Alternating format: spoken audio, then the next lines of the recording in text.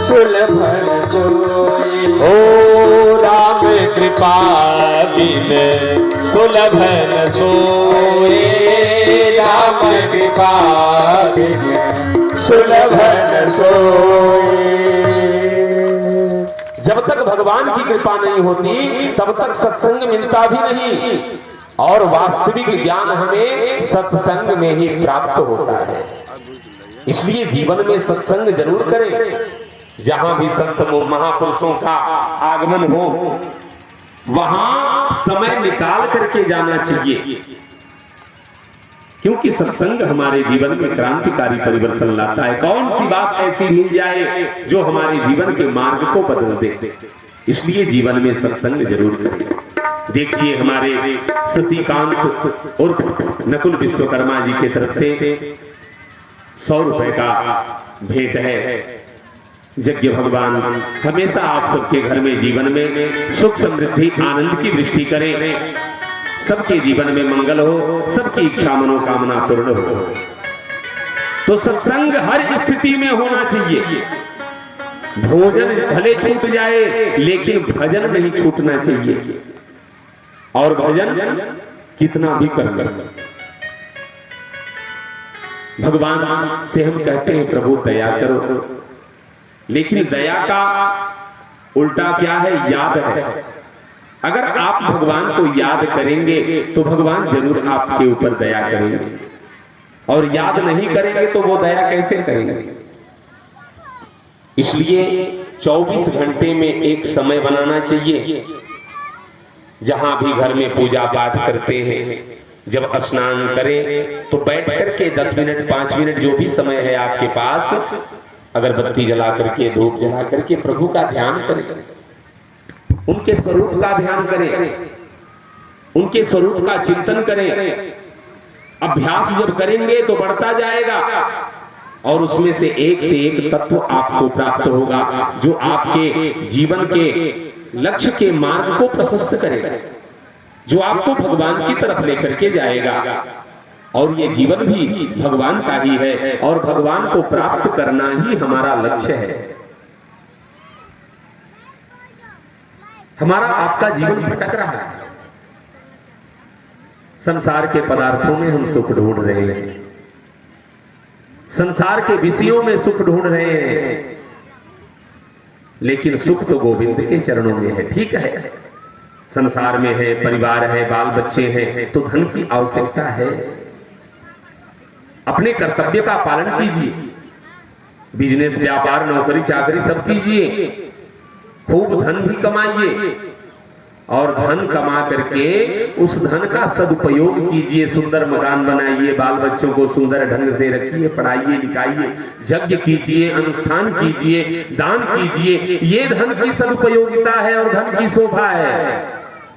नहीं खाली सोचते हैं कि बैंक बैलेंस करोड़पति अरबपति हो जाए, और धन का सदुपयोग नहीं किया तो उस धन को फिर दुरुपयोग होने से कोई रोक नहीं सकता। और ये सोचेंगे कि हमारा क्या कमाया हुआ धन हमारे बाल बच्चे इसका सदुपयोग करेंगे, तो ये भी आपकी भूल है। पूत कपूत तो क्या धन संचय, अपूत सपूत तो क्या धन संचय। पुत्र अगर पुत्र है तो आप कितना भी आप कमा देंगे, बना देंगे, वो उसे बर्बाद कर देगा, उसका दुरुपयोग कर देगा। और पुत्र सुपुत्र है तो आप उसे कुछ भी नहीं देंगे, फिर भी वो पुरुषार्थ करके मेहनत करके धन भी कमा लेगा, आपका भी सेवा करेगा, सम्मान करेगा, सत्कार करेगा। इसलिए बच्चों को सुंदर संस्कार देने का प्रयास कीजिए, सुंदर शिक्षा देने का प्रयास कीजिए। बहुत धन के चक्कर में मत पड़िए। जो ऐसा मान करके जीवन को जीते हैं कि राजी हैं हम उसी में जिसमें तेरी रजा है, जो भी है जैसा है प्रभु आपकी इच्छा, वो हमेशा सुखी रहते हैं, मस्त रहते हैं। जो जीवन में अहंकार पाल करके जीते हैं, अभिमान पाल करके जीते हैं, वो हमेशा परेशान रहते हैं, तरह तरह के दुखों का, समस्याओं का सामना करते रहते हैं।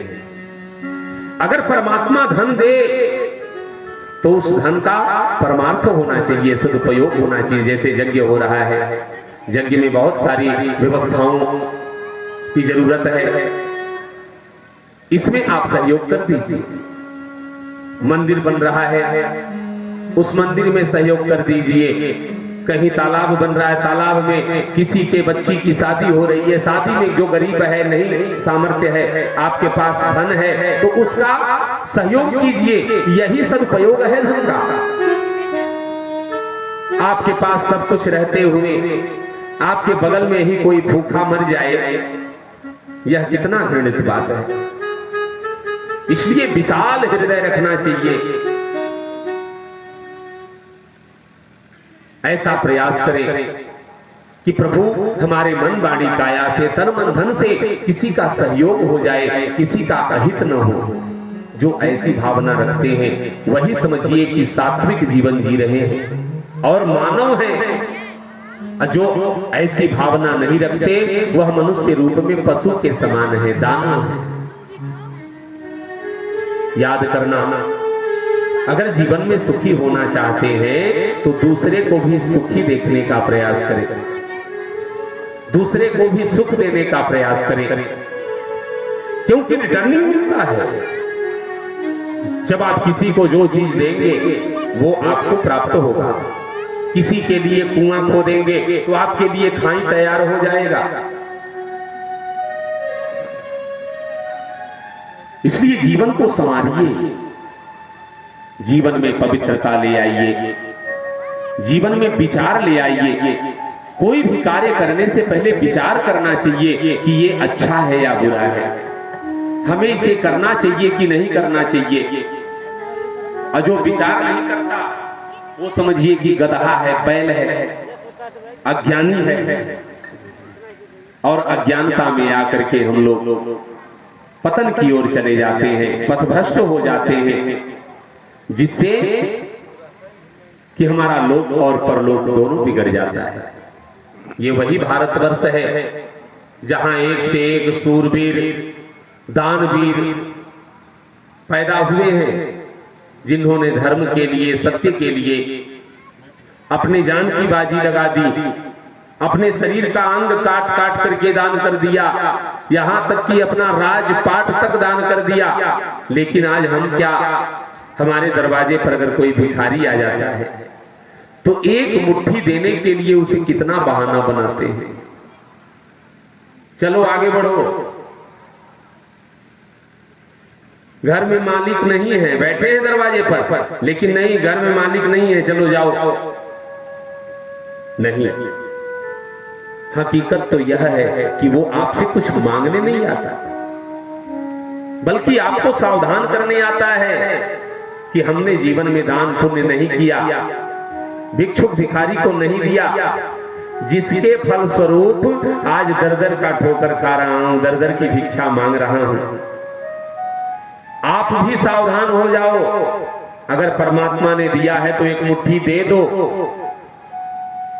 तो हमारी श्रेणी में नहीं आना पड़ेगा, वरना तुम्हें भी हमारे श्रेणी में आना पड़ेगा। स्पष्ट लिखा है भागवत जी में कि जो जीवन में दान नहीं करता, धर्म नहीं करता, किसी को खिलाता नहीं, वही भिक्षुक होते हैं, दरिद्र होते हैं। कबीरा वह नर मर चुके, जो कछु मांगन जाए, उनसे पहले वो मरे, जिन मुख निकसत नाय, उनसे पहले वो मरे, जिन मुख निकसत नाय। जो किसी से मांगने जा रहा है वो तो मरा हुआ है, और आपके पास गया, अगर आपने मना कर दिया तो उससे भी मरे हुए आप निकल गए। कबीरा वह नर मर चुके जो कुछ मांगने जाए। वो जब कुछ मांगने जा रहा है तो वो मरा हुआ है समझिए, और आपने अगर मना कर दिया, उसे एक मुट्ठी नहीं दिया, तो उससे भी मरे हुए आप हो गए। कबीरदास जी कहते हैं इसलिए शक्ति सामर्थ्य हो तो अगर दरवाजे पर भिक्षुक भिखारी आ जाएं तो उन्हें जरूर एक मुट्ठी दे दें। एक मुट्ठी में आपको कितना आशीर्वाद दे करके जाएगा। और आपने डांट करके भगा दिया, तिरस्कार कर दिया, तो वो भले आपको कुछ न बोले, बहस न करे, लेकिन उसके मन में तो ये बात आएगी कि बताओ इतना बड़ा बिल्डिंग है, इतनी व्यवस्थाएं हैं, एक मुट्ठी देने के लिए इसके पास नहीं है। जा भगवान तुम्हारा भला करे। लेकिन मानवता यही है कि आप शक्ति सामर्थ्य के अनुसार जरूर धर्मार्थ करें, परमार्थ करें, क्योंकि धन की पवित्रता भी परमार्थ से होती है, दान से होती है, धर्म से होती है। जो शास्त्र के अनुसार जीवन को जीते हैं उनका सारा कार्य सकुशल संपन्न होता है, और जो शास्त्र से विपरीत चलते हैं, वेद भगवान से विपरीत चलते हैं, वो हमेशा उलझते रहते हैं, समस्याओं से जूझते रहते हैं, बेचैन रहते हैं, परेशान रहते हैं।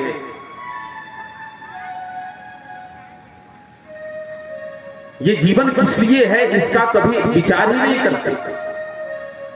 गर्भावस्था में जीव भगवान से प्रार्थना करता है, प्रभु यहां से बाहर निकालो, निकल करके हम सत्कर्म करेंगे, अच्छा कर्म करेंगे, तुम्हारा भजन करेंगे। 9 महीने तक उल्टा लटका रहता है और भगवान से गुहार करता रहता है, कितना प्रतिज्ञा करता है, कसम खाता है, लेकिन यहां आकर के भूमि गिरत भाड़ा बर पानी, जिम जीव ही माया लपिटानी। इस माया में उलझ करके वो अपने प्रतिज्ञा को, कसम को भूल जाता है और पाप कर्मों में लग जाता है, अनर्गल कर्मों में लग जाता है, और उस पाप कर्म में इतना प्रवृत्त हो जाता है, इतना मस्त हो जाता है कि उसे अच्छा बुरा का, पाप पुण्य का कोई ख्याल ही नहीं रहता। भगवान भी कहते हैं देखो कितना प्रतिज्ञा किया था, ये कितना कसम खाया था, सब भूल गया। देखते हैं कि ये तो भूल गया है, तो भगवान याद दिलाने के लिए उसे जागृत करते हैं, चेतावनी देते हैं कि अरे बहुत दिनों तक मस्ती कर लिया, अब तो हमारा भजन करो। तो भगवान नोटिस भेजना शुरू करते हैं जीव के ऊपर। देखते हैं कि ये तो माया में खोया हुआ है, पत्नी, बाल बच्चे, नात, रिश्तेदार इसी में व्यस्त है, हमें याद ही नहीं करता। तो भगवान नोटिस भेजते हैं। पहली नोटिस भेजते हैं सर के ऊपर। जो सर का बाल है वो सफेद होना शुरू हो जाता है। भगवान कहते हैं कि सावधान हो जाओ, अब हमारा भजन करो, अब hamaरे में मन को लगाओ। लेकिन जीव समझता नहीं है। बाजार से तरह तरह के डाई केमिकल ले आकर के लगा करके फिर से बाल काला करके और कहता है नहीं बनूंगा वृद्ध, नहीं करूंगा भजन। भगवान की नोटिस फाड़ दिया। भगवान ने देखा कि अरे ये तो मेरा नोटिस ही फाड़ दिया। फिर दूसरी नोटिस भेजते हैं, आंखों से दिखाई देना बंद हो जाएगा। फिर चश्मा वगैरह लगा करके फिट हो जाते हैं, लेकिन भगवान की शरणागति नहीं करते, भगवान का भजन नहीं करते। कानों से सुनाई देना बंद हो जाएगा। और भगवान की इतनी बड़ी कृपा होती है क्योंकि आंख की रोशनी कम हो जाती है। क्यों? कि अब बहू बेटे जो हैं मनमाना करेंगे, शरीर तो वृद्ध हो गया। बहू बेटे मनमाना करेंगे और जब उन्हें देखेंगे तो कष्ट होगा, इसलिए भगवान आंखों की रोशनी छीन लेते हैं। कानों से सुनाई देना बंद हो जाता है, इसलिए कि तरह तरह के ताने मारेंगे बहू बेटे नाती पोते, इसलिए सुनेगा तो कष्ट होगा, इसलिए भगवान कानों से सुनाई देना भी धीरे धीरे बंद कर देते हैं। लेकिन जीव समझता नहीं है, इसी पचड़े में पड़ा रहता है, लात जूता गारी सहता रहता है, लेकिन भगवान के तरफ नहीं बढ़ता, भगवान के तरफ मन को नहीं लगाता।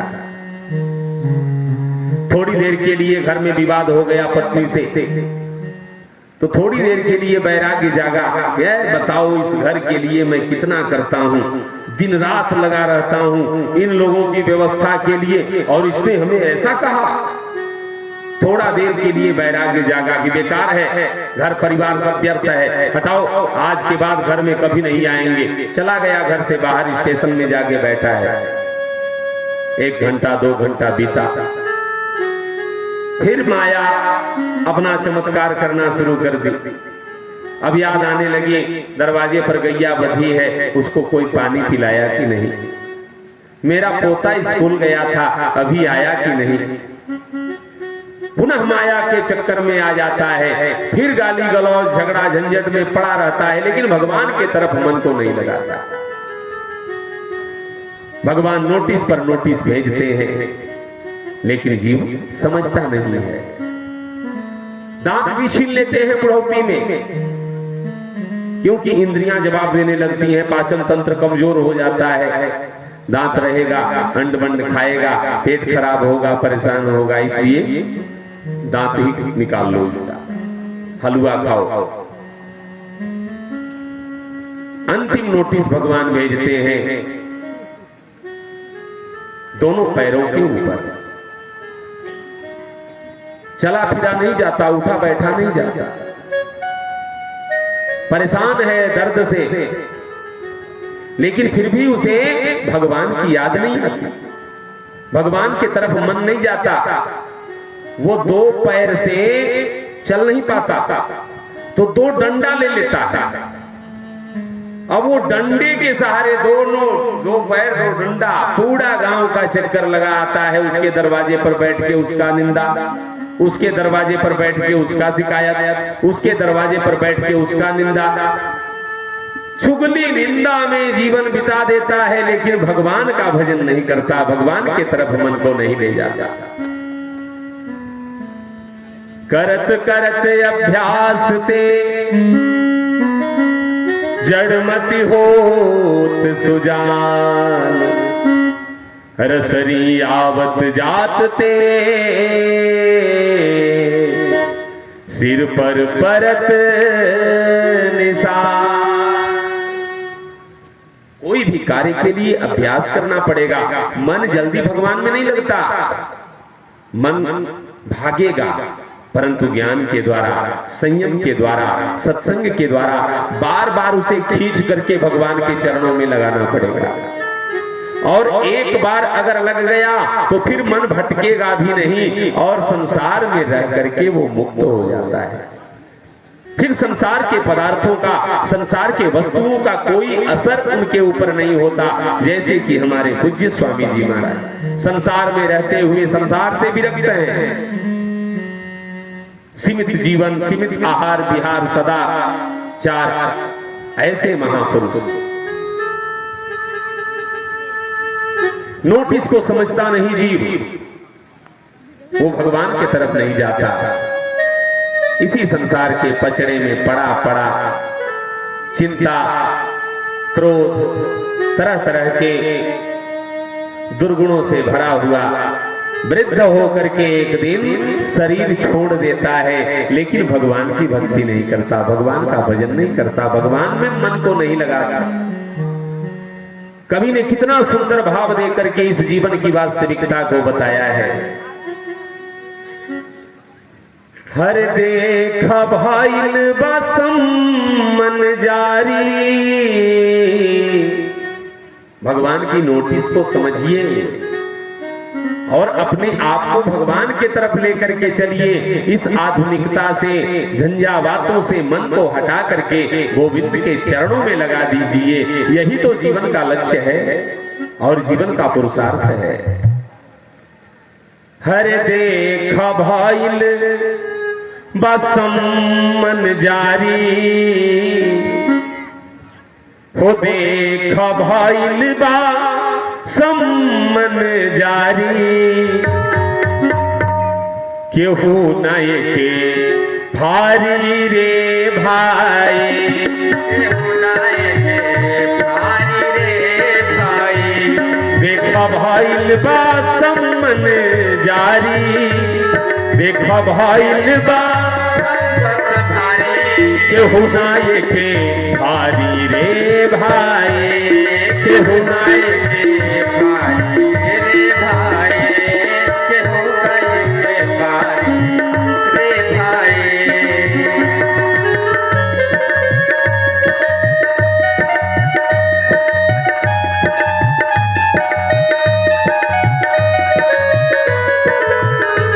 कोई अपना नहीं है और भगवान की भक्ति के लिए जीवन मिला है।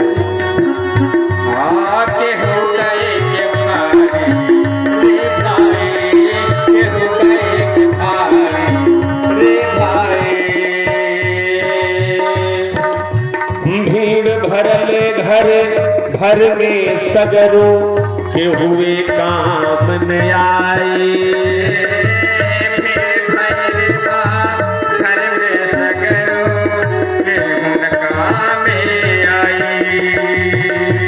कागज तोहरे नाम के देई, खटिया पर चिपकाए, कागज तोहरे नाम खटिया पर चिपकाए।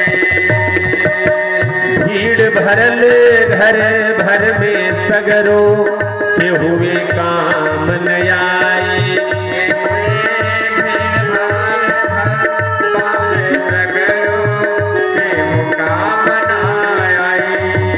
कागज तोहरे नामक देई, खटिया पर चिपकाए, खटिया पर चिपकाए।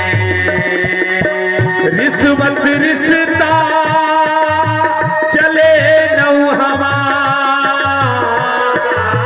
रिश्वत रिश्ता चले नौ हमार।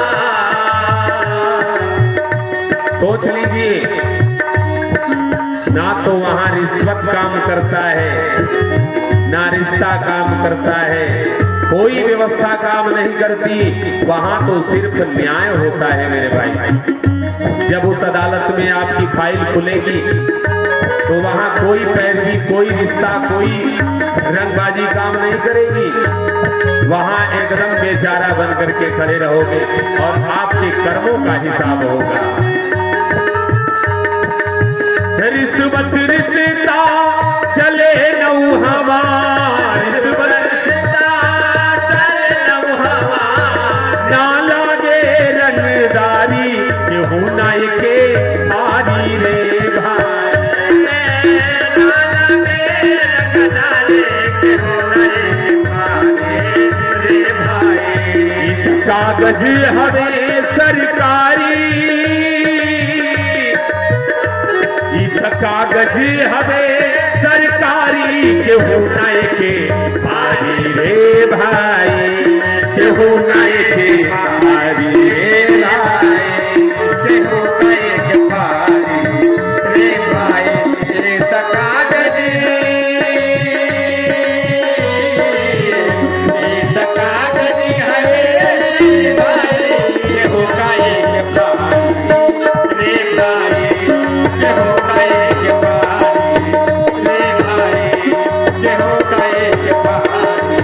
रे भाई,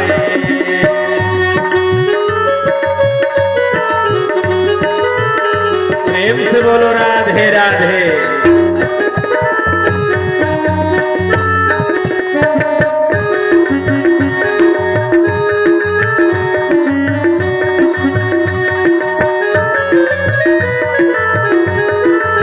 अरे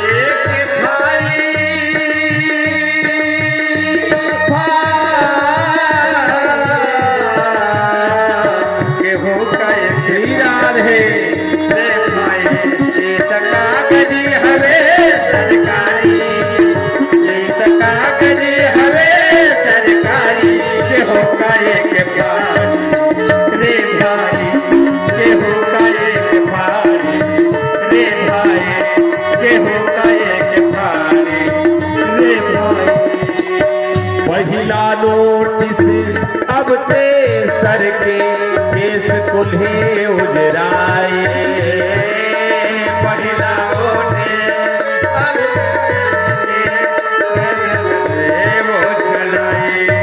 दूसरी नोटिस बंद हो जाई, कौनो बात सुनाए।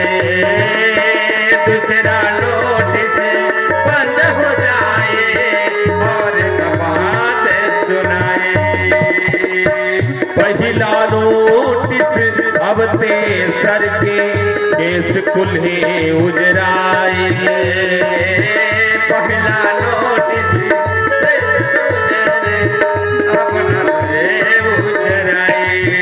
दूसरी नोटिस बंद हो जाई, कौनो बात सुनाई। दूसरा नोटिस बंद हो जाए, अपना गलरा सुनाए।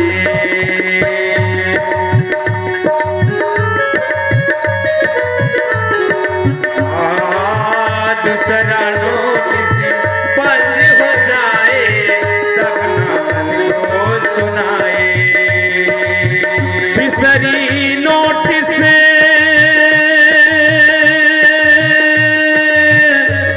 ना कुछ सूझे, तीसरा ना कोई सूझे। तीसरा नोटिस ना कुछ सूझे, तीसरा नोटिस ना कोई सूझे। अखियन की लाचारी केहू नए के भारी रे भाई, केहू नए के भारी रे भाई। केहू कहे के तारे रे भाई, केहू कहे के तारे रे भाई, केहू कहे के तारे रे भाई।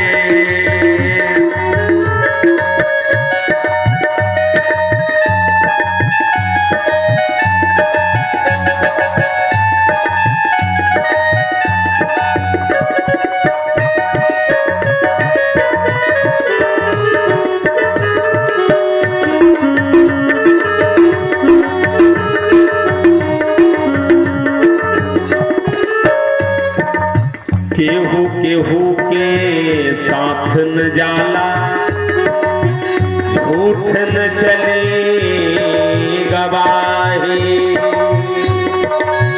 केहू केहू के साथ न जाला, झूठ न चली गवाही। केहू केहू के साथ न जाला, झूठ गवाए। चार कदम सब साथ निभाही, फिर तन्हा बाराही। चार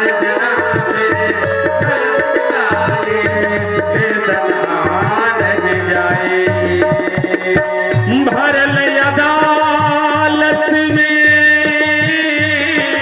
तू मुजरिम, भरल अदालत में तू मुजरिम। साहब का अधिकारी केहू नए के, हर साहब बा अधिकारी।